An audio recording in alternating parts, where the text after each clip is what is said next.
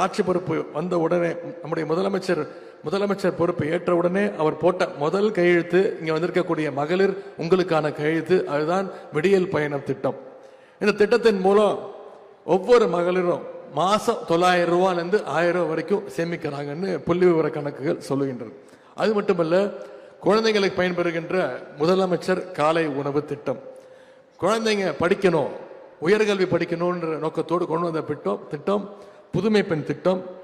இது எல்லாத்திற்கும் முத்தாய்ப்பாக இன்னைக்கு கலைஞர் மகளிர் உரிமை தொகை திட்டம். ஒவ்வொரு மாசமும் 1,15,00,000 மகளிருக்கு மாசம் 1000 ரூபாய் நம்முடைய முதலமைச்சர் அவர்கள் உரிமை தொகையாக கொடுத்துட்டு இருக்கிறார். சில இடங்கள்ல சில குறைகள் இருந்தது, எங்க பேர் விட்டு போச்சு அப்படின்னு. சமீபத்தில் நடந்த முகாம்கள்ல அதிகமாக பெறப்பட்ட மனுக்கள் இந்த உரிமை தொகைக்காகத்தான்.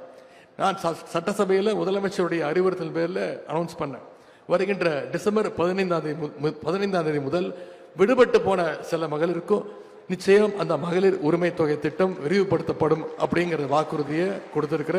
நிச்சயம் வருகின்ற டிசம்பர் 15ஆம் தேதி அனைத்து மகளிருக்கும் அந்த மாதம் 1000 ரூபாய் உரிமை தொகை திட்டம் நிச்சயம் ஒன்று சேரும். இப்படி பெண்கள், திருநர்கள், மாற்றுத்திறனாளிகள், ஏழை எளிய ஒடுக்கப்பட்ட மக்கள்னு அனைத்து தரப்பு முன்னேற்றத்திற்காகவும் நம்முடைய திராவிட மாடல் அரசு இன்றைக்கு செயல்பட்டு கொண்டிருக்கிறது. இந்த அரசு எப்படி உங்களுக்கெல்லாம் ஆதரவாக இருக்கின்றதோ, உங்களுக்காக செயல்படுதோ, அதே மாதிரி இந்த அரசுக்கு நீங்கள் ஆதரவாக இருக்க வேண்டும் நான் கேட்டுக்கொள்கின்றேன். உங்களுக்காக இன்னும் அதிகமாக உழைக்கிறதுக்காக நம்முடைய முதலமைச்சர்களும் நம்முடைய அரசும் தயாராக இருக்கின்றது.